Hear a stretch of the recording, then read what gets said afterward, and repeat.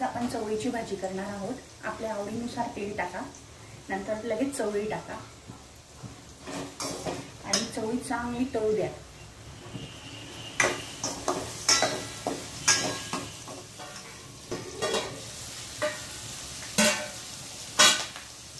आपली चवळी चांगली तळलेली आहे। जिरं, मोहरी आणि हळद टाकून द्या। जिरं, मोहरी आणि हळद।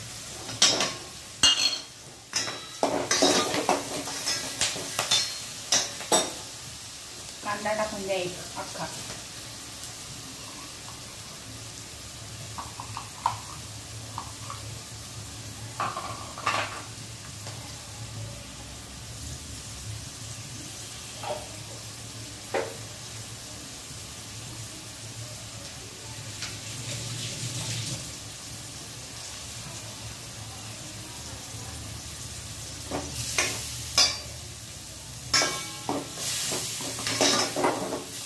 कांदा चांगला होऊ दे। एक मोठा कांदा चिरायचा।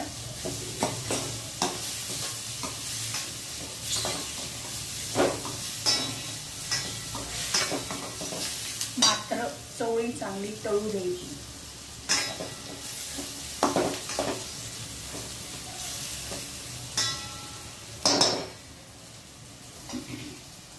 आता मी इथे 1.5 चम्मच चटणी टाकली आहे। तुम्हाला तुमच्या आवडीनुसार तुम्ही चटणी टाका। मसाला टाकायचा नाही।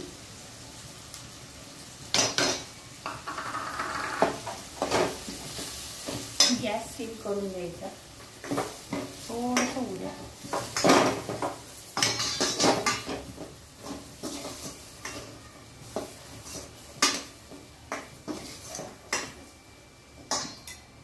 अगदी सिमवर 5 मिनिटं होऊ द्या। तिला छान तरंग येईल।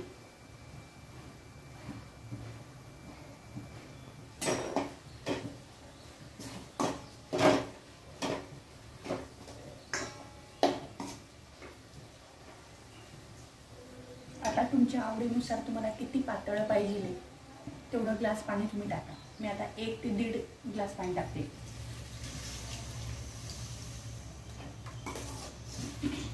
मी जवळजवळ बरोबर 1.5 ग्लास पाणी टाकलेले। शिजताना पाणी आटेल बघ।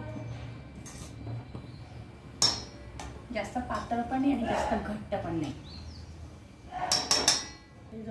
आपल्या आवडीनुसार कोथिंबीर टाकू।